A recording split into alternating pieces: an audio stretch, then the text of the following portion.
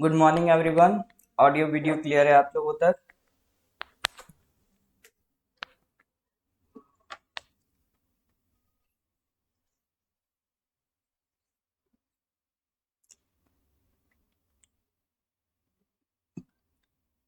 कैसे हैं? उम्मीद है तैयारी आपकी अच्छी चल रही होगी। प्रिपरेशन लुक को लेके कोई डाउट है तो आप पूछ सकते हैं। हाँ जी, तो हम लोग कुछ एक्स्ट्रा इम्पोर्टेंट क्वेश्चंस डिस्कस कर रहे थे, ठीक है। देखिए, जो भी हमारे एनरोल्ड स्टूडेंट हैं वो ये बात जान लें, उनको पहले जो क्वेश्चंस प्रैक्टिस क्विज़ेस प्रोवाइड की गई हैं, ठीक है, उनके ऐप में जो प्रैक्टिस क्विज़ेस उनको प्रोवाइड की गई हैं वो उन्हें पहले कंप्लीट करनी है, ठीक है। उसके बाद ये इंपॉर्टेंट क्वेश्चंस करने, ये एड ऑन कंटेंट है, ये एक्स्ट्रा कंटेंट है। ऐसा नहीं है कि मैं यही क्वेश्चन आपको पॉलिटी के करा रहा हूँ। प्रैक्टिस क्विज़ेस भी आपको करवाई जा चुकी, उसके अलावा ये एडिशनल क्वेश्चंस हैं। ज्योग्राफी एंड हिस्ट्री भी होगा। आज ये लास्ट क्लास है इंडियन पॉलिटी का, तो आज को मिलाकर टोटल 100 क्वेश्चंस आपके पॉलिटी के हो गए। इसके बाद ज्योग्राफी के ही क्वेश्चंस डिस्कस करेंगे, जनरल साइंस के क्वेश्चंस डिस्कस करेंगे, ठीक है। फिर लास्ट में हिस्ट्री देखेंगे। हिस्ट्री से यूडीसी में हाल फिलहाल में ज़्यादा क्वेश्चंस देखने को मिल नहीं रहे, इक्का दुक्का क्वेश्चन आते हैं हिस्ट्री से, ठीक है। हिस्ट्री को हम लोग लास्ट में देखेंगे। पॉलिटी के बाद ज्योग्राफी या फिर हिस्ट्री के जो भी इंपॉर्टेंट क्वेश्चन होंगे उसको हम कर लेंगे ना। उसकी चिंता मत करिए, क्वेश्चन सारे कवर कराएंगे आपके। पॉलिटी ज्योग्राफी इनका वेटेज ज़्यादा रहता है, तो पहले इनको पढ़ लेते हैं। चलिए जी, तो स्टार्ट करें। रेडी हैं आप लोग?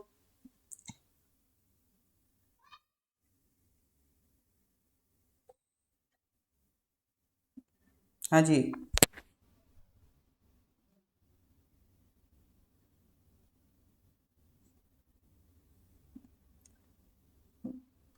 रेडी हैं तो थम्स अप दीजिए एक, फिर हम लोग आगे बढ़ते हैं, स्टार्ट करते हैं।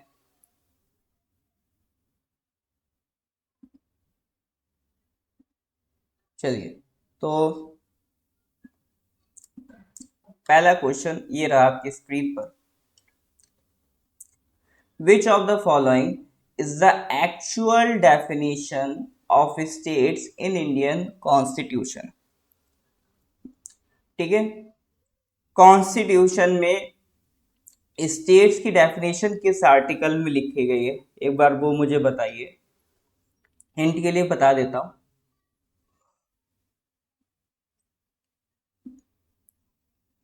पार्ट 3 फंडामेंटल राइट्स में स्टेट्स की डेफिनेशन है, आर्टिकल कौन सा है वो आप लिख के बताइएगा। तो चार ऑप्शन दिया है, चार ऑप्शन में पूछ रहा है स्टेट्स की डेफिनेशन क्या है। पहले में कह रहा है government and parliament of India and government and the legislature of each of the states. उसके अलावा लोकल और अदर लोकल अथॉरिटीज एंड साथ ही साथ other authorities within the territory of India और under the control of the government of India. बिल्कुल सही बात है, पार्ट 3 के आर्टिकल 12 में स्टेट को डिफाइन किया गया है। तो उसके हिसाब से चार ऑप्शन दिए गए हैं, ए बी सी डी, आपको बताना है स्टेट की डेफिनेशन क्या है। ऑप्शन ए में यूनियन को कवर कर लिया गया है, union government, union legislature. State को कवर कर लिया गया है और लोकल गवर्नमेंट को कवर कर लिया गया है।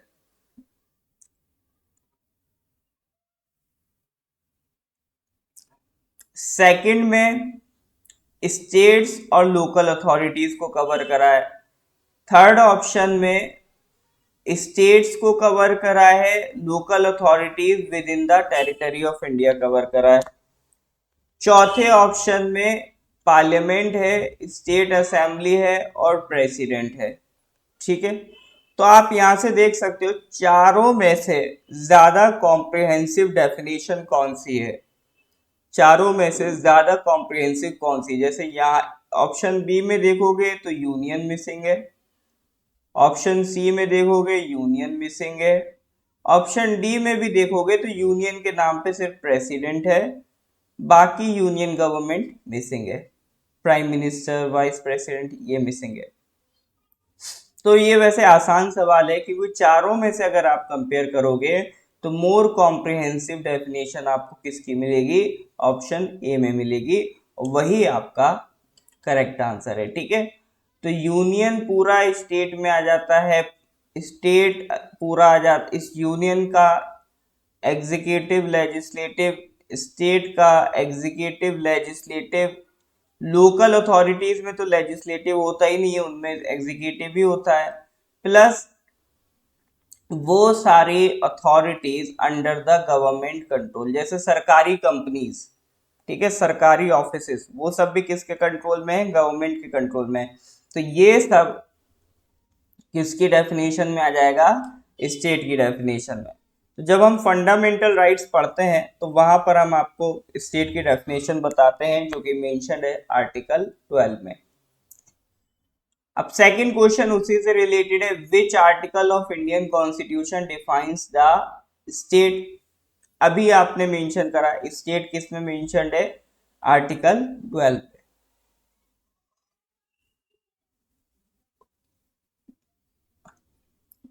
Question number 3, Verghese Kurien is related to green revolution, white revolution, blue revolution या फिर येलो रेवोल्यूशन।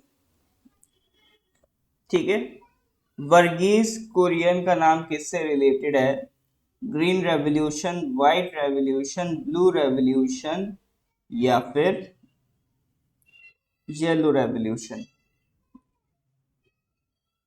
हाँ जी, ये एक बहुत पुराना और इम्पोर्टेंट क्वेश्चन है, काफी टाइम से नहीं पूछा गया है, लेकिन पूछा जा सकता है, पोटेंशियल क्वेश्चन है, इंपॉर्टेंट है। ठीक है, ग्रीन रेवोल्यूशन से कह रहे हैं आप, ग्रीन रेवोल्यूशन में हमने एग्रीकल्चर प्रोडक्टिविटी अपनी बढ़ाई थी।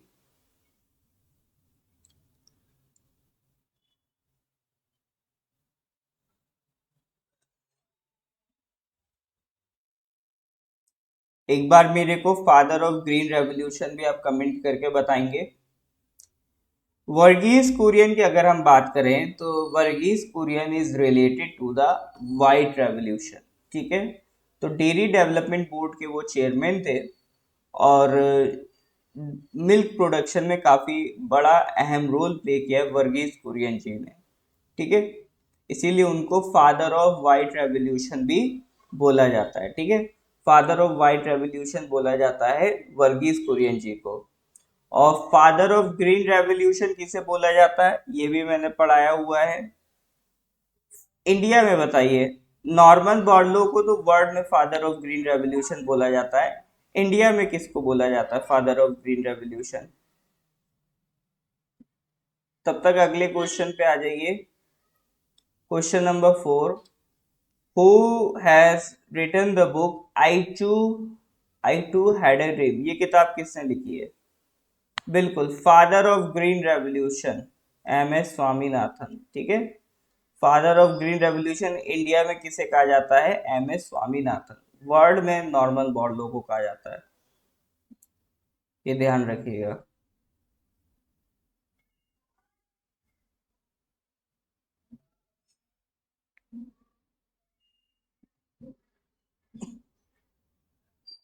इसका आंसर दीजिए question number 4, who has written the book I too had a dream. ये किताब भी सर वर्गीज कुरियन जी ने लिखी। ठीक है, आई टू हैड ए ड्रीम, ये किसने लिखी, वर्गीज कुरियन जी ने लिखी है। Question number 5, a money bill passed by the Lok Sabha is deemed to have been passed by the Raj Sabha also when no action is taken by the upper house within। Upper house Rajya Sabha को ही बोलते हैं। ठीक है, money bill, money bill ऐसा bill है जो आपका किससे रिलेटेड है, टैक्सेशन से रिलेटेड है। ठीक है, टैक्सेशन से रिलेटेड है, और मनी बिल प्रॉपरली डिफाइंड है in the constitution under which article. तो एक बार मेरे को कमेंट करके बताएंगे मनी बिल कॉन्स्टिट्यूशन के किस आर्टिकल में लिखा है। ठीक है, साथ ही साथ सवाल यह है कि मनी बिल को देखो, मनी बिल के रिगार्डिंग राज्यसभा के पास पावर नहीं है ना, तो मनी बिल को अगर हम बात करें,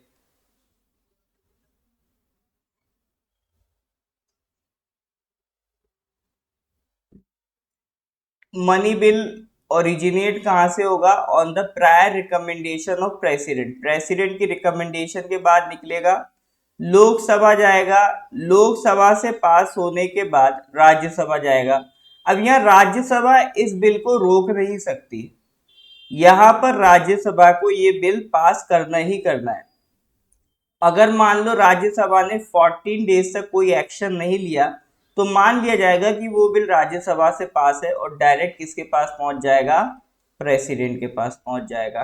ठीक है, प्रेसिडेंट की रिकमेंडेशन से आता है तो प्रेसिडेंट भी इसको नहीं रोकेंगे, फिर प्रेसिडेंट इसको साइन कर देंगे, एसेंट दे देंगे।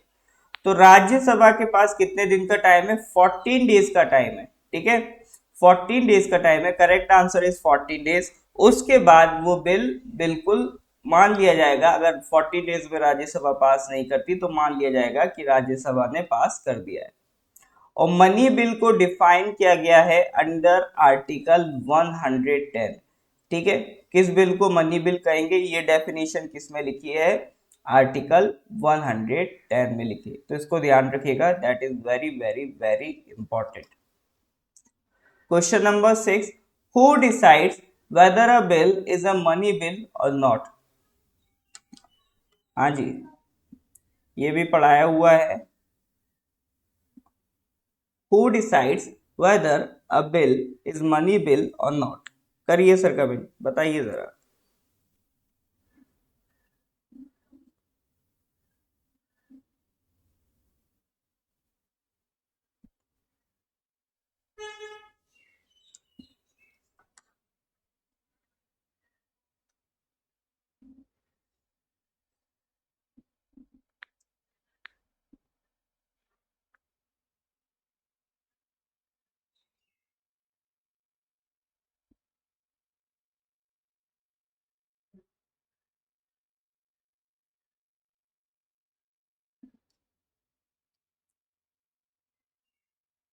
बिल्कुल, who decides whether a bill is money bill or not? It is the speaker of Lok Sabha.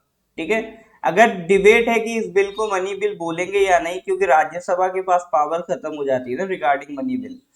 ठीक है, तो अगर इसमें मान लो डिबेट है तो ये कौन डिसाइड करेगा? स्पीकर डिसाइड करेगा कि जो बिल प्रेजेंट किया गया है वो मनी बिल है या नहीं है। ठीक है, तो ये इंपॉर्टेंट है, ध्यान रखिएगा। ठीक है, तो मनी बिल से रिलेटेड दो तीन बातें हम लोगों ने डिस्कस कर ली। सबसे इंपॉर्टेंट, मनी बिल के लिए कौन सा आर्टिकल है? आर्टिकल 110। राज्यसभा में 14 डेज का टाइम होता है मनी बिल के पास, और ये कोई भी बिल पे अगर डिबेट है कि ये मनी बिल है या नहीं तो उसे कौन डिसाइड करेगा? स्पीकर डिसाइड करेगा, स्पीकर ऑफ लोकसभा। ठीक है सर, तो ये कुछ इंपॉर्टेंट बातें थी रिगार्डिंग मनी बिल, और ये आता है on the prior recommendation of president. हाँ जी, यहाँ तक कोई डाउट है तो बताइए। क्लियर है तो give me a thumbs up. जय हिंद मीटिंग जी। हाँ जी सर, यहाँ तक क्लियर है तो give me a thumbs up, कोई डाउट है तो बताइए।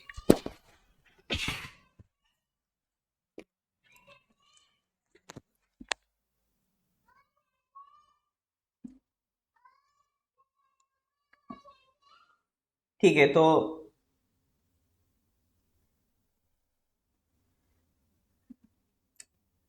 अगले क्वेश्चन पे आते हैं, question number 7। Who is the highest legal officer of the union government of India? इस पे अगर नहीं भी पता है, थोड़ा सा अगर कॉमन सेंस लगाओगे तो आप समझ जाओगे। हाईएस्ट लीगल ऑफिसर कौन होता है? Attorney general, CAG, president, solicitor general of India. Union government का हाईएस्ट लीगल ऑफिसर कौन होता है?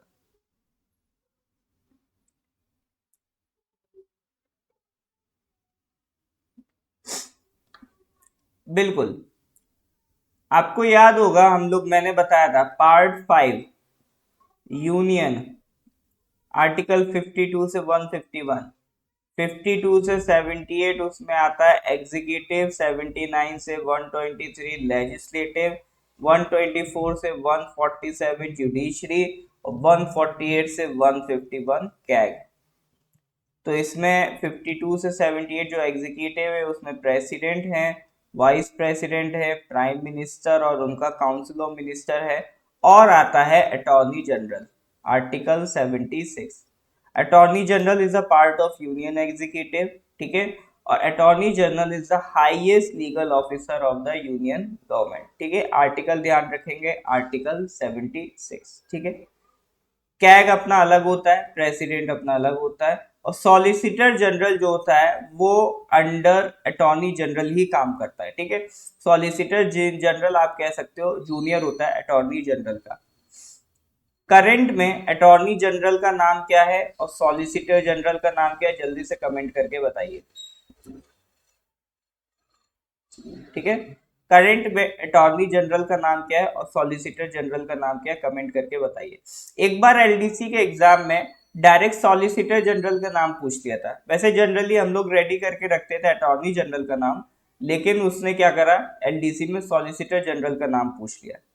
वो भी एक लॉजिक था उनका पूछने का, क्योंकि वो ये देखना चाह रहे थे कि आप कितना न्यूज़पेपर पढ़ते हैं। क्योंकि जब आप न्यूज़पेपर पढ़ेंगे तो न्यूज़पेपर में अटॉर्नी जनरल का नाम कम दिखता है, सॉलिसिटर जनरल का नाम ज्यादा दिखता है। क्योंकि गवर्नमेंट के अगेंस्ट कोई भी केस होगा तो अटॉर्नी जनरल ज्यादा बड़ा ऑफिसर है, वो हर केस में नहीं जाएगा, तो वो किसको भेजेगा, अपने जूनियर को भेजेगा।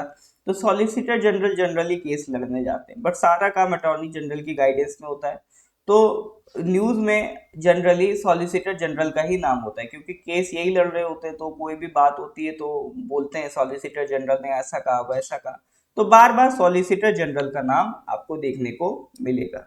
ठीक है, तो मैंने आपसे पूछा है करंट अटॉर्नी जनरल और सॉलिसिटर जनरल का नाम।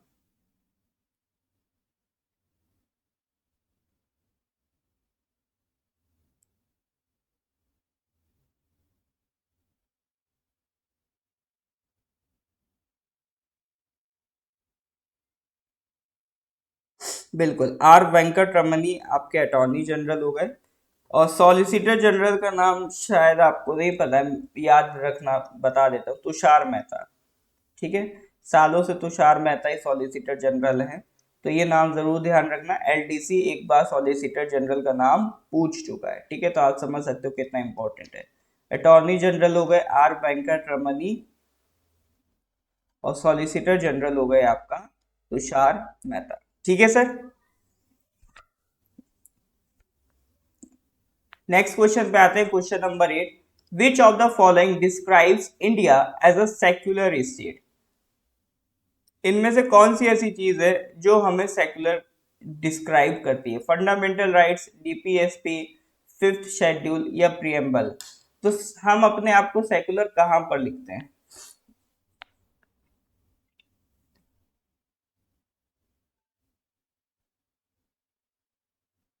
इसमें मेरे ख्याल से अगर थोड़ा भी आपने पढ़ा तो बी और सी में तो डाउट नहीं होगा, ए या डी में थोड़ा डाउट हो रहा होगा, but correct answer is preamble. Preamble में हम अपने आप को सेक्युलर बोलते हैं, क्योंकि प्रियम्बल आप उठा के देख लो, उसमें secular word as it is mentioned है। ठीक है, फंडामेंटल राइट्स भी सेक्युलरिज्म को प्रमोट करता है, लेकिन सेक्युलर वर्ड कहीं भी डायरेक्टली फंडामेंटल राइट्स में लिखा नहीं है। प्रियम्बल में as it is secular word mentioned है, तो ज्यादा बेटर ऑप्शन क्या होगा आपका, preamble of the constitution. Which of the following describes India as a secular state, it is the preamble of the constitution. Moving to the next question, question number 9. Which Government of India Act has the most influence on the current Constitution of India? Which of Government of India Act has the most influence? मतलब हमारा जो current constitution है उसमें कई सारी चीजें different different constitution different different law से बोरो की गई हैं। ठीक है, जैसे फंडामेंटल राइट्स का इंस्पिरेशन है यूएसए का कॉन्स्टिट्यूशन, है ना। डीपीएसपी आपका आयरिश कॉन्स्टिट्यूशन से इंस्पायर्ड है। तो इसी तरह से सबसे बड़ा इन्फ्लुएंस आप कह सकते हैं हमारे कॉन्स्टिट्यूशन में किसका है, तो अगर ये थोड़ा भी आपने पढ़ा है पॉलिटी तो आप इसका बेझिझक बेहतरीन तरीके से एक ही आंसर दोगे, गवर्नमेंट ऑफ इंडिया एक्ट 1935। आजादी से पहले गवर्नमेंट ऑफ इंडिया एक्ट 1935 ये एक बहुत ही कॉम्प्रिहेंसिव लॉ ब्रिटिशर्स बना के लेके आए थे। ठीक है, आजादी से पहले पूरा, जिसमें एक हमारा एडमिनिस्ट्रेटिव सिस्टम था कि किस तरह से एडमिनिस्ट्रेशन काम करेगा, वो गवर्नमेंट ऑफ इंडिया एक्ट 1935 में लिखा था। तो जो एडमिनिस्ट्रेशन का सिस्टम है वो लगभग लगभग हमने पूरा कहाँ से उठा लिया है, ब्रिटेन से उठा लिया है। जैसे डेमोक्रेसी दो तरह से चलती है, एक होती है पार्लियामेंट्री डेमोक्रेसी, ठीक है, एक होता है आपका प्रेसिडेंशियल डेमोक्रेसी, पार्लियामेंट्री डेमोक्रेसी जैसा यूके में चलती है, ठीक है। वहां पर आप क्या कहते हैं, पार्लियामेंट के मेंबर्स को इलेक्ट करते हो, लोकसभा के मेंबर्स इलेक्ट करते हो, और उनमें जिसकी मेजोरिटी होगी वो गवर्नमेंट फॉर्म करेगा, वो उनमें से उनका एक लीडर प्राइम मिनिस्टर बनेगा। एक होती है प्रेसिडेंशियल फॉर्म ऑफ गवर्नमेंट, यहाँ पर आप किसको इलेक्ट करते हो, डायरेक्ट प्रेसिडेंट को इलेक्ट करते हो, ठीक है।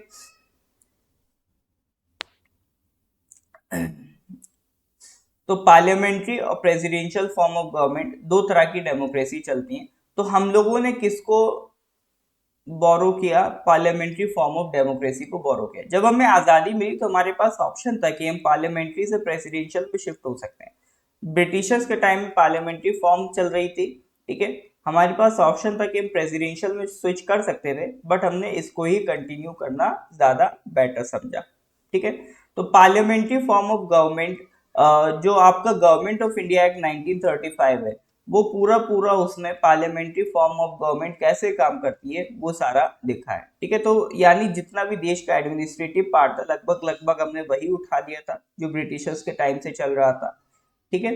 तो ये सारी चीजें आप हमने कहाँ से उठाई है, गवर्नमेंट ऑफ इंडिया एक्ट 1935 से उठाई है, ठीक है सर। यहाँ तक क्लियर है, कोई डाउट तो नहीं है।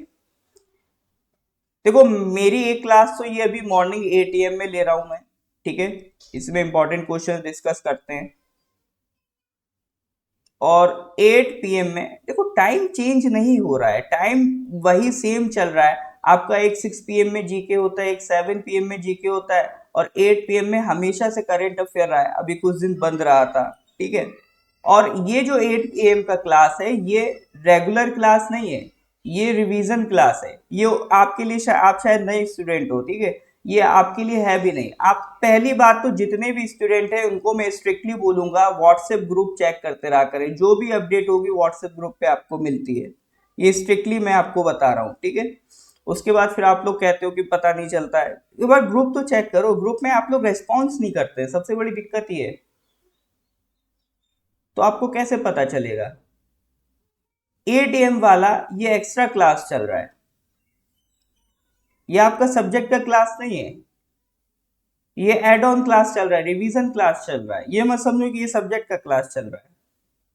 ग्रुप में आप फॉलो करो, ग्रुप में आपको टाइम टेबल दिया रखा है, उसी के अकॉर्डिंग क्लासेस चल रही है। बाकी फिर भी डाउट है तो एक बार ग्रुप में आप पूछो। नए वाले लोगों का एज इट इज जो 6 PM 7 PM जीके का टाइम है उसी में क्लास चल रहा है। 8 PM में करंट अफेयर्स हमेशा से चल रहा था, अभी कुछ दिनों से बंद चल रहा था, तो अभी वो फिर से स्टार्ट हो गया है। देखो पार्लियामेंट्री फॉर्म ऑफ गवर्नमेंट और प्रेसिडेंशियल फॉर्म ऑफ गवर्नमेंट, इनमें सबसे बड़ा डिफरेंस है, अगर हम बात करें पार्लियामेंट्री और प्रेसिडेंशियल फॉर्म ऑफ गवर्नमेंट में। पार्लियामेंट्री फॉर्म में मैंने आपको बताया कि पूरी लोकसभा इलेक्ट होती है, उनमें से जो मेजोरिटी होता है, मेजोरिटी लीडर, वो गवर्नमेंट बनाता है, वो प्राइम मिनिस्टर बनता है। प्रेसिडेंशियल में डायरेक्ट आप प्रेसिडेंट को इलेक्ट करते हो, और पार्लियामेंट में जो एग्जीक्यूटिव होती है वो आंसरेबल होती है लेजिस्लेटिव को, ठीक है।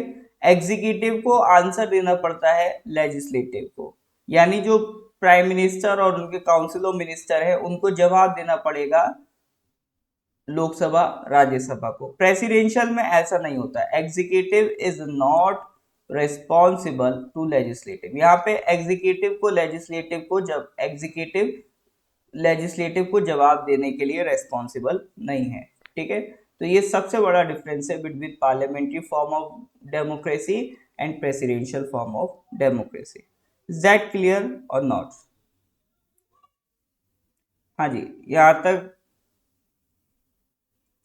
यहाँ तक कोई डाउट है तो बताइए। हाँ जी सर, ये सारी चीजें क्लियर है तो give me a thumbs up, फिर हम आगे बढ़े।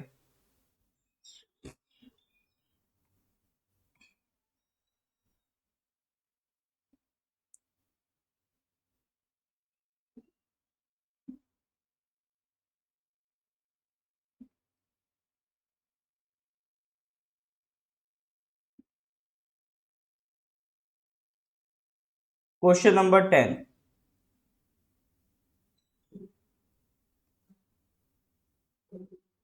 Under which article prohibition of discrimination on grounds of race, religion, caste, sex and place of birth is mentioned. ये तो सर मेरे ख्याल से अगर आपको वो याद है, लॉ रिमूव्स ऑल डाउट, तो आप कर दोगे लॉ रिमूव्स ऑल डाउट। तो प्रोहिबिशन ऑफ डिस्क्रिमिनेशन, डी से डिस्क्रिमिनेशन आर्टिकल 14 और डी से डिस्क्रिमिनेशन, ये कौन सा आर्टिकल है सर? बिल्कुल इट इज आर्टिकल 15। ठीक है, ये कौन सा आर्टिकल है? Article 15, prohibition of discrimination grounds of religion, race, caste, sex and place of birth, it is article 15। Question number 11, article 21A of Indian Constitution deals with protection against arrest and detention, right to education, freedom of speech या equality before law। हाँ जी, ये question as it is उठ के आ गया था आपका LDC में। ठीक है, ये क्वेश्चन एलडीसी में पूछा जा चुका है। तो आर्टिकल 21A किससे रिलेटेड है?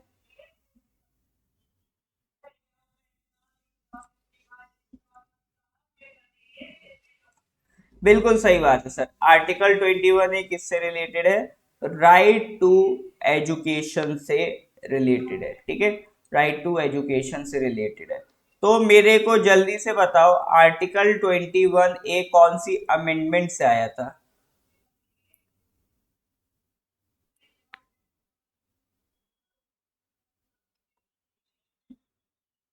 आर्टिकल 21 के लिए कौन सी अमेंडमेंट की गई थी?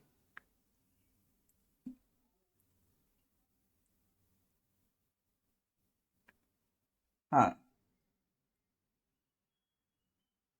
हाँ जी सर, जल्दी से बताइए आर्टिकल 21A किस अमेंडमेंट से आया था?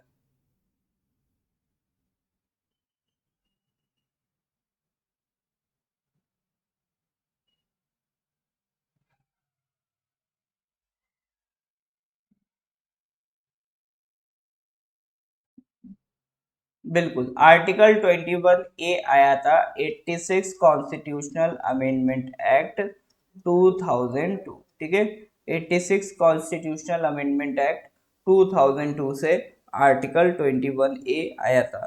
फिर इसके लिए एक कानून भी बना था। ठीक है, आपको याद होगा।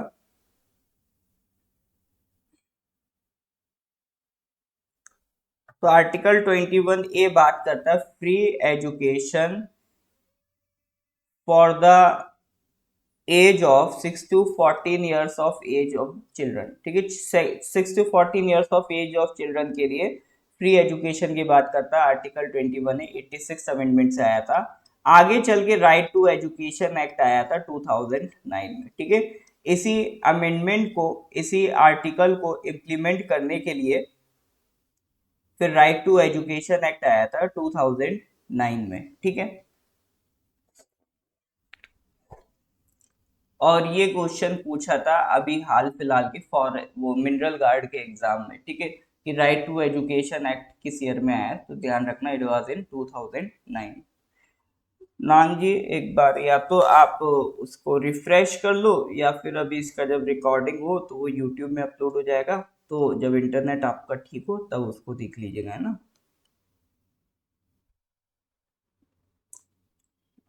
चलो, moving to the next question, question number 12, which article of Indian constitution deals with constitutional amendment? Constitutional amendment के लिए कौन सा आर्टिकल है? ये पिछली 2-3 क्लासेस हम लगभग हर दिन डिस्कस कर रहे हैं, कॉन्स्टिट्यूशनल अमेंडमेंट के लिए कौन सा आर्टिकल है। That is very important. It is also the पूरा जो पार्ट 20 ऑफ द कॉन्स्टिट्यूशन है उसमें एक सिंगल आर्टिकल है। ठीक है, पार्ट 20 ऑफ द कॉन्स्टिट्यूशन, उसमें एक सिंगल आर्टिकल है, आर्टिकल 368। किससे डील करता है? कॉन्स्टिट्यूशनल अमेंडमेंट से डील करता है। वेरी वेरी इंपॉर्टेंट, फ्रिक्वेंटली पूछा जाता है। ठीक है, फ्रिक्वेंटली पूछते रहते हैं कॉन्स्टिट्यूशनल अमेंडमेंट से रिलेटेड कौन सा आर्टिकल है। लास्ट यूडीसी में भी जहां तक मुझे याद है पूछा गया था ये सवाल। ठीक है, फ्रिक्वेंटली आता रहता है ये क्वेश्चन, इसको बहुत इंपॉर्टेंट है, ध्यान रखिएगा। Question number 13, which of the following amendment was pass during the emergency?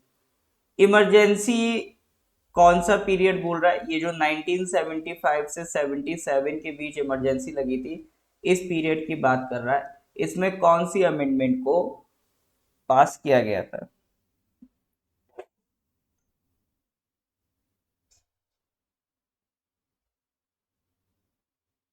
Shinji, it's not 386, it's 368।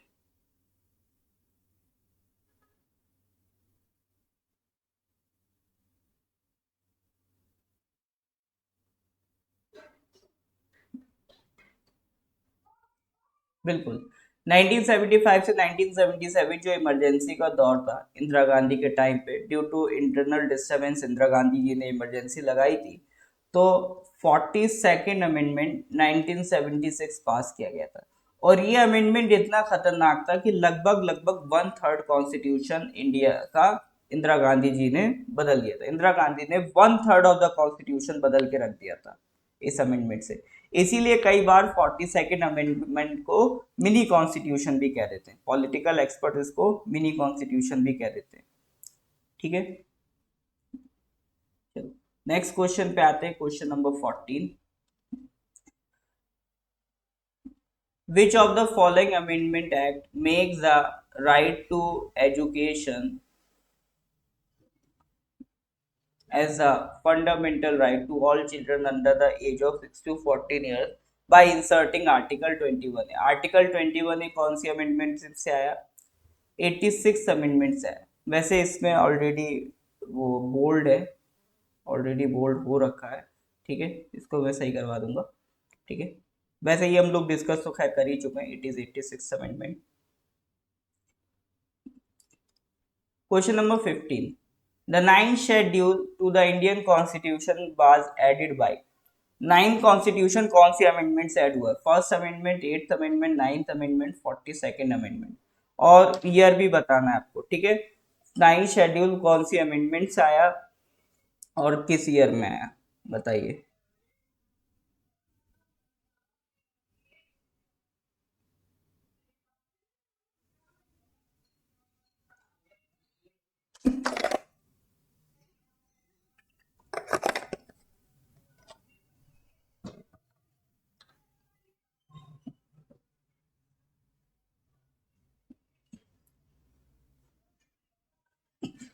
Ninth schedule sir कौन से अमेंडमेंट से आया? First amendment. नाइन्थ शेड्यूल आया था first constitution amendment act of 1951। ठीक है, फर्स्ट अमेंडमेंट इन द 1951। कहाँ पहुंच गए 73rd अमेंडमेंट 1992? ये किधर किधर जा रहे हो आप लोग, बहुत आगे निकल गए।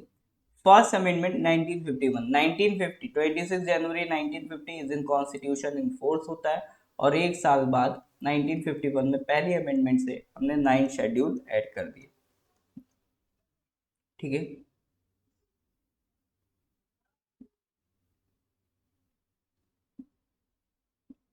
Question number 16। Which of the following government of India act is called the mini constitution of India? बताइए, चार ऑप्शन है, इनमें से किसको मिनी कॉन्स्टिट्यूशन कहा जाता है? गवर्नमेंट ऑफ इंडिया एक्ट 1919, 1935, 1915 या 1909? इनमें से बताइए मिनी कॉन्स्टिट्यूशन किसे कहा जाता है? गवर्नमेंट ऑफ इंडिया एक्ट 1919, 35, बताइए सर। प्रेजेंटली कितना शेड्यूल है? हिबू नोविन जी पूछ रहे हैं प्रेजेंटली कितने शेड्यूल है, बताइए जरा कितने हैं। बाकी लोग प्रेजेंट में कॉन्स्टिट्यूशन में कितने शेड्यूल है?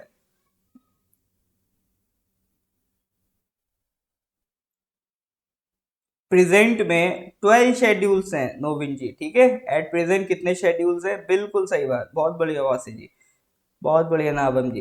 कितने शेड्यूल्स हैं? 12 शेड्यूल्स हैं। चलो हेलरा जी ने भी दे दिया, शिंजी ने भी जवाब दे दिया। ठीक है, प्रेजेंटली कितने शेड्यूल्स हैं? 12 शेड्यूल्स हैं। हाँ, विच of the following act is called the mini constitution of India? तो यहाँ पर इन चारों में कंपेयर करोगे तो correct answer is government of India act 1935। कुछ लोगों का डाउट होता है कि सर अभी तो आपने कहा था 42nd कॉन्स्टिट्यूशन अमेंडमेंट एक्ट 1976 को भी कह देते हैं मिनी कॉन्स्टिट्यूशन। हाँ, मिनी कॉन्स्टिट्यूशन इसलिए कह देते हैं क्योंकि मेजोरिटी ऑफ द कॉन्स्टिट्यूशन इसमें बदल दिया गया था। गवर्नमेंट ऑफ इंडिया 1935 को भी मिनी कॉन्स्टिट्यूशन कह देते हैं क्योंकि मेजॉरिटी पोर्शन कॉन्स्टिट्यूशन का हमने इसी कानून से लिया है। ठीक है, तो अगर ऑप्शन में ये लिखा हो या ये लिखा हो दोनों ही ठीक हो जाएंगे, दोनों को ही मिनी कॉन्स्टिट्यूशन कह दिया जाता है। ऐसा नहीं है गवर्नमेंट ने कहीं अलग से लिख के दे दिया हो संविधान में कि इसको ही मिनी कॉन्स्टिट्यूशन कह देना है। ये पॉलिटिकल एक्सपर्ट्स की ओपिनियंस रहती हैं जो एग्जाम में पूछ ली जाती हैं। तो ध्यान रखना गवर्नमेंट ऑफ इंडिया 1935 को भी मिनी कॉन्स्टिट्यूशन कह दिया जाता है और 42nd अमेंडमेंट 1976 को भी मिनी कॉन्स्टिट्यूशन कह दिया जाता है। ठीक है, उम्मीद है ये चीजें क्लियर होंगी। Moving to the next question, question number 17, who is the final deciding authority on the question of disqualification by anti defection.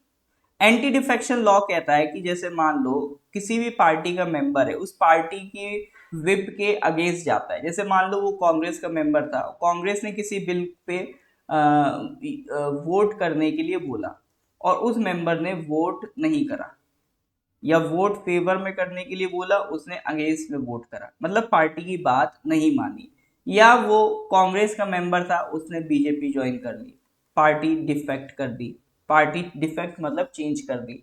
तो ऐसा करने पर एंटी डिफेक्शन लॉ के अकॉर्डिंग उसे सस्पेंड किया जा सकता है।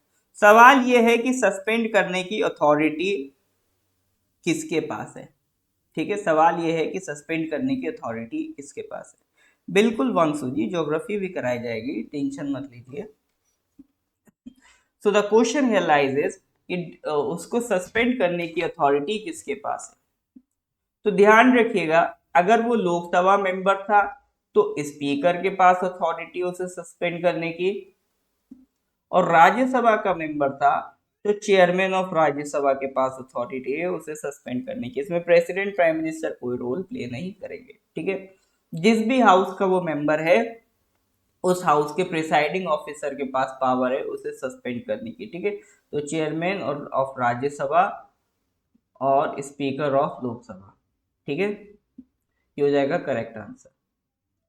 Moving to the next question, question number 18, the council of ministers is responsible to. Council of ministers क्या है? एग्जीक्यूटिव। और अभी अभी मैंने आपको क्या बताया, एग्जीक्यूटिव इज रिस्पॉन्सिबल टू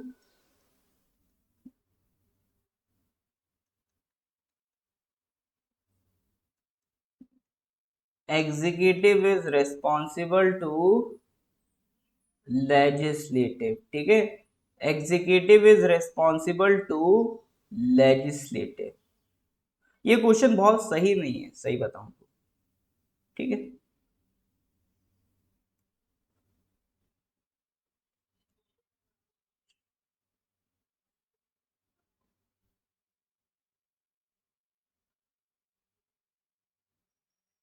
क्योंकि जो काउंसिल ऑफ मिनिस्टर्स है इसकी दो रेस्पॉन्सिबिलिटी होती है, एक होती है कलेक्टिव रेस्पॉन्सिबिलिटी टू लेजिस्लेटिव और एक होती है individual responsibility to prime minister.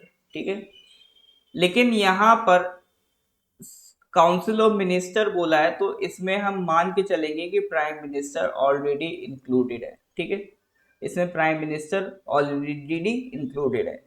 Council of ministers, prime minister अलग से नहीं होते, prime minister is also a part of council of minister. तो अगर प्राइम मिनिस्टर यहाँ मेंशन नहीं तो इसका मतलब प्राइम मिनिस्टर ऑलरेडी इंक्लूडेड है। और प्राइम मिनिस्टर को अगर इंक्लूड कर लो तो वो किसको रेस्पॉन्सिबल है? It is responsible to the legislative. ठीक है, वो किसको जवाबदेही है? लेजिस्लेटिव को है। अब लेजिस्लेटिव में सर लोकसभा भी है और राज्यसभा भी है। ठीक है, पहले तो ये क्लियर करो, इसका आंसर लेजिस्लेटिव होगा और लेजिस्लेटिव में आपका लोकसभा भी आता है, राज्यसभा भी आता है। राज्यसभा भी उनसे सवाल कर सकता है, लोकसभा भी उनसे सवाल कर सकता है। ठीक है, तो इसका आंसर राज्यसभा भी हो सकता है, लोकसभा भी हो सकता है। बट चूंकि यहाँ पर दोनों ऑप्शन मेंशन्ड है तो ज्यादा बेटर ऑप्शन होगा आपका लोकसभा। ठीक है, लेजिस्लेटिव का मतलब लोकसभा राज्यसभा दोनों है, बट चूंकि यहाँ पर दोनों मेंशन्ड है तो आपका करेक्ट आंसर हो जाएगा ये ये मिस टाइप हो गया, ये राज्यसभा होगा यहाँ पर। ठीक है, तो करेक्ट आंसर आपका क्या हो जाएगा? लोकसभा। क्योंकि एग्जीक्यूटिव को देखो ज्यादा कंट्रोल लेजिस्लेटिव ही करता है। जैसे एग्जीक्यूटिव को फंड कौन देगा, एग्जीक्यूटिव के फंड कौन सैंक्शन करेगा, लोकसभा सैंक्शन करेगा। ठीक है। और ये एग्जीक्यूटिव कब तक पावर में है, जब तक लोकसभा में उनके पास मेजॉरिटी है। ठीक है। ये जो एग्जीक्यूटिव है, काउंसिल ऑफ मिनिस्टर है, ये कब तक पावर में है, जब तक उनके पास लोकसभा में मेजॉरिटी है। जिस दिन मेजॉरिटी ऑफ लोकसभा ने कह दिया कि ये प्राइम मिनिस्टर पे हमारा भरोसा नहीं रहा, हमें दूसरा चाहिए, तो प्राइम मिनिस्टर को रिजाइन करना पड़ेगा। और प्राइम मिनिस्टर रिजाइन करेंगे तो पूरी काउंसिल ऑफ मिनिस्टर रिजाइन करेगी। ठीक है सर, ये बात समझ में आ रही है या नहीं आ रही है? इज दैट क्लियर और नॉट? हाँ जी, क्वेश्चन नंबर 18 तक कोई डाउट है तो please do let me know. Clear है तो please give me a thumbs up. हाँ जी सर, ये बात समझ में आ रही है कि नहीं आ रही है? क्लियर है तो give me a thumbs up.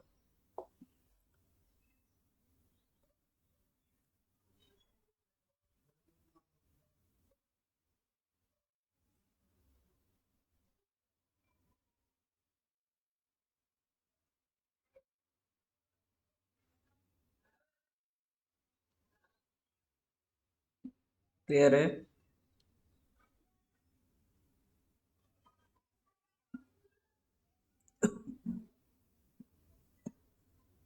ठीक है।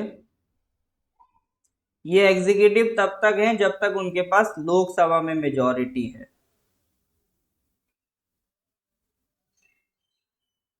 44, मतलब मैं तो कहानी बताने नहीं बैठा हूँ कि 44th अमेंडमेंट बताइए। 44th अमेंडमेंट 1978, इंदिरा गांधी की सरकार चली गई थी 1977 के इलेक्शन में। नई सरकार बनती है, जनता पार्टी की गवर्नमेंट बनती है, प्राइम मिनिस्टर बने आपका मोरारजी देसाई। ठीक है। और जो मोरारजी देसाई ने बैठते ही बैठते जो 1976 में जो इंदिरा गांधी ने अमेंडमेंट किए थे, 42nd अमेंडमेंट से चेंजेस किए थे, लगभग लगभग सारी चीजों को रिवर्स कर दिया। ठीक है। तो 44th अमेंडमेंट एक तरीके से रिवर्सल था 42nd अमेंडमेंट का। जो जो चेंजेस 42nd अमेंडमेंट में हुए वो सब उन्होंने 44th अमेंडमेंट में रिवर्स कर दिए, वापस से सेट कर दिया दोबारा से कॉन्स्टिट्यूशन जैसा दिखता था। कुछ चीजें चेंज नहीं करी और कुछ चीजें कंटिन्यू रखी, कुछ चीजें उन्होंने अपने एडिशनल चेंज करी। जैसे पहले एक आर्टिकल 31 होता था, राइट टू प्रॉपर्टी। आर्टिकल 31 जो राइट टू प्रॉपर्टी था, उसको यहाँ से फंडामेंटल राइट की लिस्ट से निकाल दिया। पहले आर्टिकल 31 था, उसको शिफ्ट कर दिया आर्टिकल 300A में। ठीक है। पहले वो फंडामेंटल राइट होता था, उसका अब वो क्या रह गया, सिर्फ और सिर्फ कॉन्स्टिट्यूशनल राइट। तो ये बड़ा चेंज था 44th अमेंडमेंट 1978 में। जो आर्टिकल 31 था उसको फंडामेंटल राइट की कैटेगरी से निकाल के आर्टिकल 31 से हटा के कहाँ भेज दिया, आर्टिकल 300A में, 44th अमेंडमेंट 1978 से। ये एक बड़ा चेंज किया था 44th अमेंडमेंट 1978 ने। प्राइम मिनिस्टर कौन थे, मुरारजी देसाई थे उस टाइम। बी गार्लिंग जी, क्लियर है? अब बहुत डिटेल में जाने का मतलब नहीं है, जो आपके एग्जाम में पूछ सकता हूँ वो मैंने आपको बता दिया। ठीक है सर। नेक्स्ट क्वेश्चन पे आते हैं, question number 19।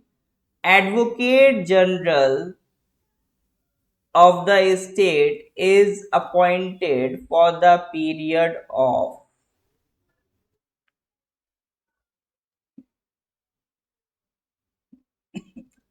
Advocate General of the state is appointed for the period of 5 years, 6 years, decided by the president, no fixed tenure.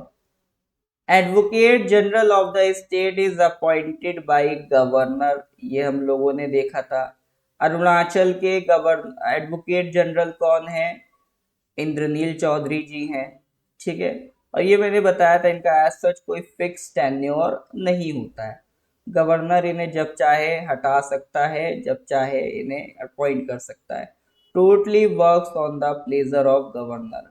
और गवर्नर को कौन एड एंड एडवाइस करेगा, चीफ मिनिस्टर। जैसे वहां president को प्राइम मिनिस्टर कर रहा था, यहाँ पर chief minister. Works on the pleasure of governor. Mood है जब तक गवर्नर का तब तक वो आपको रखेगा। Moving to the question number 20, the 11th fundamental duty was added by part 4A article 51A 10 fundamental duties add की गई थी 42nd कॉन्स्टिट्यूशनल अमेंडमेंट एक्ट 1976 से। 10 फंडामेंटल ड्यूटीज जिसमें से 5 मैंडेटरी थी, 5 वॉलेंटरी थी। फिर आगे चल के एक और ड्यूटी इसमें ऐड की गई, वो कौन सा अमेंडमेंट था? हाँ जी सर, आगे चल के इसमें एक और ड्यूटी ऐड की गई, वो कौन सा अमेंडमेंट था? जल्दी से कमेंट करिए।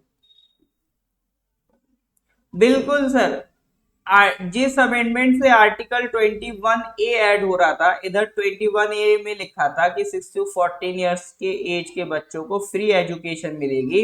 इधर फंडामेंटल ड्यूटी में भी एक और ड्यूटी ऐड हो गई थी 86 कॉन्स्टिट्यूशनल अमेंडमेंट एक्ट 2002 से, और वो ड्यूटी बोल रही थी कि ये ड्यूटी पेरेंट्स और गार्जियंस की होगी कि वो अपने बच्चों को 66 से 14 ईयर्स की एज के बच्चों को स्कूल भेजें, एजुकेशन प्रोवाइड कराएं। ठीक है, ये गार्जियंस की ड्यूटी होगी।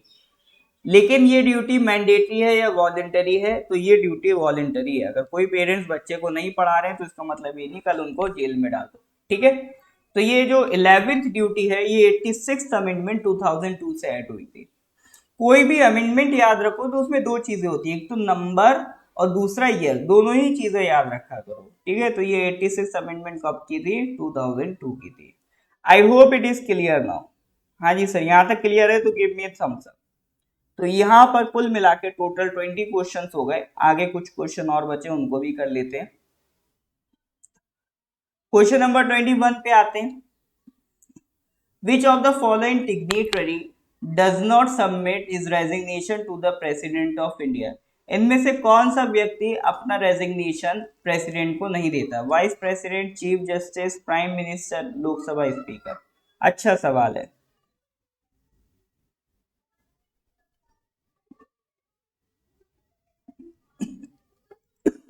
इनमें से कौन है जो प्रेसिडेंट को अपना रेजिग्नेशन नहीं देता? Vice president, chief justice, speaker या प्राइम मिनिस्टर?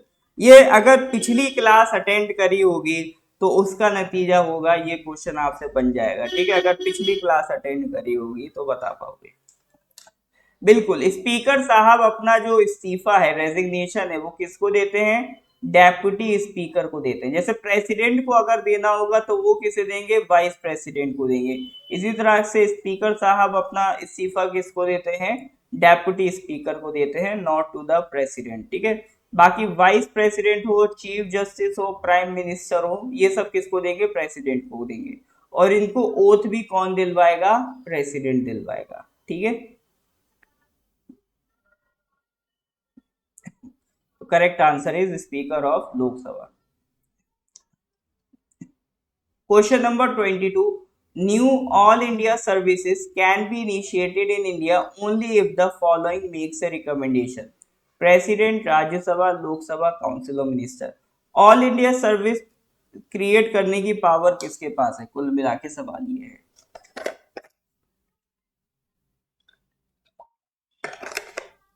सर ये ऑल इंडिया सर्विसेज क्या होती हैं? अभी कौन कौन सी सर्विसेज को हम ऑल इंडिया सर्विसेज कहते हैं? ऑल इंडिया सर्विसेज में आपका जैसे आईएएस आ जाता है, Indian administrative services, Indian police services और आईएफओएस, इंडियन फॉरेस्ट सर्विसेज। अभी करंट में ये 3 ऑल इंडिया सर्विसेज हैं। इनको ऑल इंडिया सर्विसेज क्यों कहते हैं? क्योंकि इनकी जो रिक्रूटमेंट है वो कौन करता है? Union government. और ये काम कहां पर करते हैं? स्टेट में। इनको सैलरी कौन देता है? State government. ठीक है, इनको लेकिन टर्मिनेट करने की पावर किसके पास है? यूनियन गवर्नमेंट के पास है। स्टेट गवर्नमेंट के जो आपके ऑफिसर्स होते हैं, आईएएस, आईपीएस, आईएफओएस ऑफिसर्स, ये फॉरेन सर्विस नहीं है, फॉरेस्ट सर्विस है, ध्यान रखना, ठीक है। तो इनकी अगर हम बात करें, इनको ज्यादा से ज्यादा स्टेट गवर्नमेंट सस्पेंड कर सकती है। अगर उनको कंप्लीटली नौकरी से निकालना है तो वो फैसला किसका होगा, यूनियन गवर्नमेंट का होगा, क्योंकि उनको रिक्रूट किससे किया था, यूनियन ने रिक्रूट किया था। यूपीएससी करता है, ठीक है, यूनियन की बॉडी है। बट वो काम कहाँ करेंगे, स्टेट में करेंगे, सैलरी कहाँ से लेंगे, स्टेट से लेंगे, ठीक है। तो ऑल इंडिया सर्विसेज एक तरीके से स्टेट को इफेक्ट कर रही है। तो जो बॉडी स्टेट की रिप्रेजेंटेटिव होगी वो फैसला करेगी कभी भी अगर नई ऑल इंडिया सर्विस बनानी होगी। तो स्टेट को कौन रिप्रेजेंट करता है, तो स्टेट का रिप्रेजेंटेशन देती है राज्यसभा, काउंसिल ऑफ स्टेट्स, ठीक है। तो राज्यसभा क्या है, स्टेट्स का रिप्रेजेंटेटिव है, और यहाँ पर स्टेट्स को इफेक्ट हो रहा है। तो इसके रिगार्डिंग रिकमेंडेशन कौन देगा, कि मान लो कल कोई नई ऑल इंडिया सर्विस क्रिएट करनी हो तो वो राज्यसभा देगी। जैसे कई बार ऐसे क्वेश्चन मतलब ऐसा प्रपोजल आता है कि जिस तरह से आईएएस आईपीएस है इसी तरह से इंडियन जुडिशियल सर्विस होनी चाहिए, है ना। जजेस को भी इसी तरह से सेंट्रल रिक्रूट करे और वो स्टेट में काम करे। कई बार प्रपोजल्स आते हैं कि इंडियन हेल्थ सर्विसेज होनी चाहिए, यूनियन डॉक्टर्स रिक्रूट करे और उन्हें स्टेट में भेजे। तो ऑल इंडिया सर्विसेज के लिए और भी प्रपोजल्स आते रहते हैं, but currently we have only 3। तो जब राज्यसभा चाहेगा बाकी नई ऑल इंडिया सर्विसेज के लिए रिकमेंडेशन प्रोवाइड करेगा, ठीक है sir. I hope it is clear now. हाँ जी सर, ये सब समझ में आ रहा है कि नहीं आ रहा है, क्लियर है तो give me a thumbs up. हाँ जी सर, यहाँ तक कोई डाउट तो नहीं है।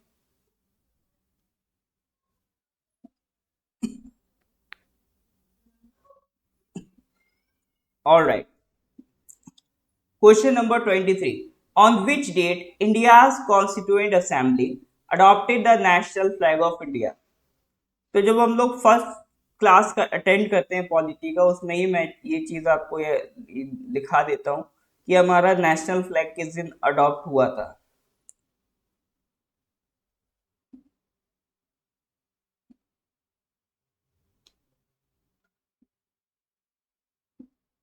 नेशनल फ्लैग सर किस दिन अडॉप्ट हुआ था, और साथ ही साथ मेरे को बताओ नेशनल फ्लैग डिजाइन किसने किया था।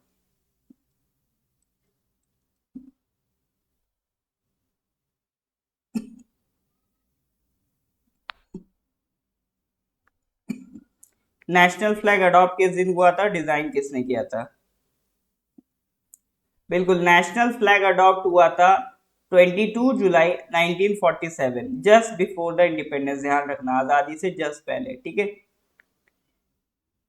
क्योंकि अगर ये क्वेश्चन एग्जाम में आ गया और आपको इतना पता है कि जस्ट बिफोर द इंडिपेंडेंस ऐसा किया गया था, ठीक है, तो आप इसको सही कर सकते हो। पहली बात तो 1947 की 26 जनवरी इतना वैल्यू नहीं रखती है, और आजादी से पहले किया गया, तो ऑप्शन क्या बचेगा, सी। पिंगाली, पिंगाली तो ऐसे कह रहे जैसे मतलब पड़ोसी था आपका।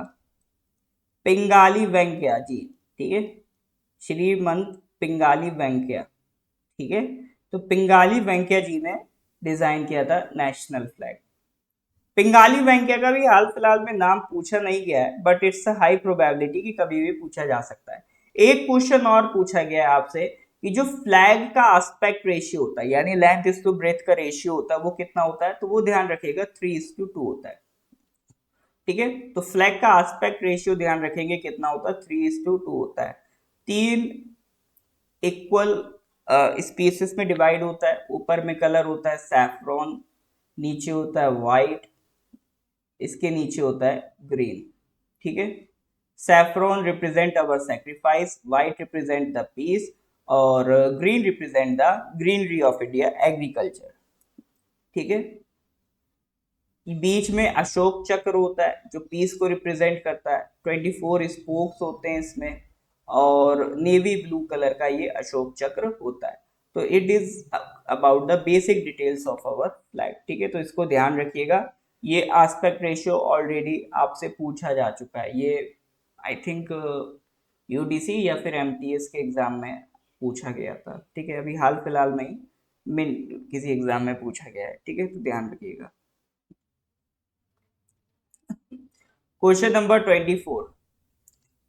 What was the constitutional status of India when the Constitution of India came into force on 26 January 1950। 26 जनवरी 1950 को हम क्या बन गए थे? सेकुलर रिपब्लिक बने थे, सोशलिस्ट सेकुलर डेमोक्रेटिक रिपब्लिक बने थे, सॉवरेन डेमोक्रेटिक रिपब्लिक बने थे, या फिर sovereign socialist secular democratic Republic बने थे। फ्लैग में टोटल काउंट कर लो ना आप, टोटल 4 कलर्स हो गए ना, सैफ्रॉन, व्हाइट, ग्रीन और नेवी ब्लू। तो अगर ऐसे पूछे फ्लैग में कितने कलर्स है तो आप 4 लिख देना। नेवी ब्लू भी होता है सर। हाँ, ये देखो, यहाँ पर लोग बहक जाते हैं, है ना। ये क्वेश्चन केले की छिलके की तरह, जो पैर रखता है स्लिप होता है। यहाँ पर हम बिंदास sovereign socialist secular democratic Republic answer लगाते हैं, ठीक है।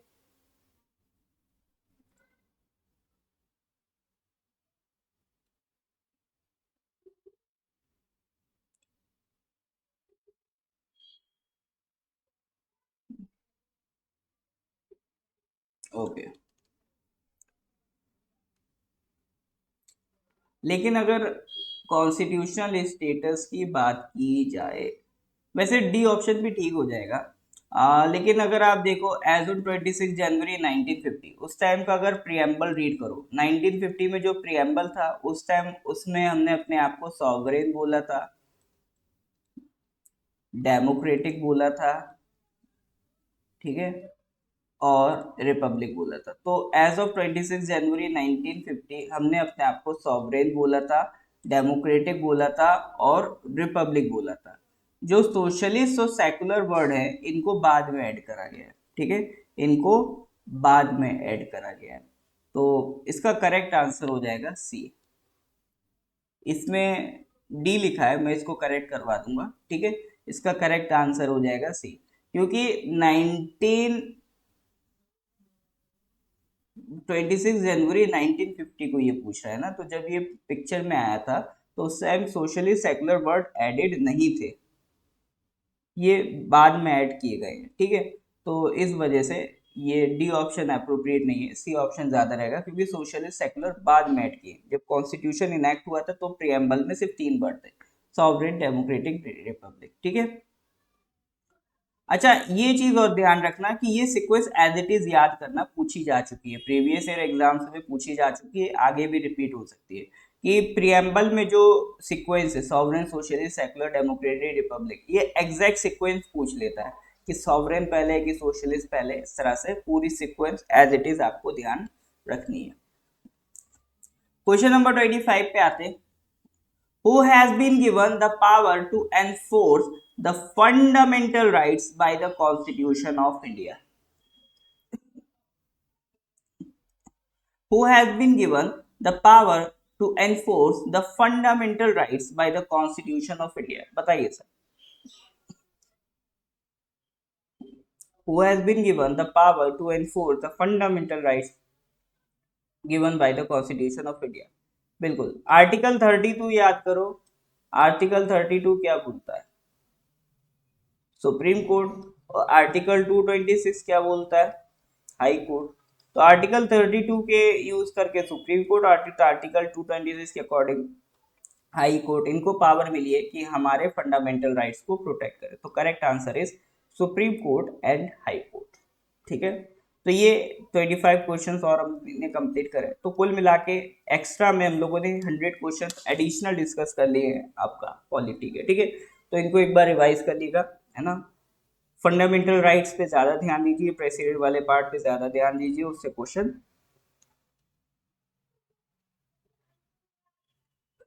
ज्यादा आते हैं, ठीक है। चलिए, तो आज का लेक्चर यहीं पे समाप्त होता है। नेक्स्ट क्लास में नेक्स्ट सब्जेक्ट उठाएंगे।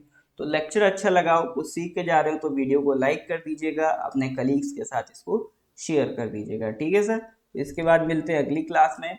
स्टिल किसी को कोई डाउट है, कुछ पूछना है, तो मेरा व्हाट्सएप नंबर ले लो, उस पर पूछ सकते हो, 9990784642। PDF चाहिए हो, कुछ पूछना हो तो इस नंबर पे व्हाट्सएप कर देना और पूछ लेना, ठीक है। कोई डाउट हो, कोई कोर्स की क्वेरी हो, तो ये सारी चीज़ें इस नंबर पर आपको मिल जाएंगी। टेस्ट सीरीज वगैरह ज्वाइन करनी हो तो सब आपको इस नंबर पर मिल जाएगा, ठीक है सर। चलिए, फिर मिलते हैं अगली क्लास में। Till then, good bye, have a nice day.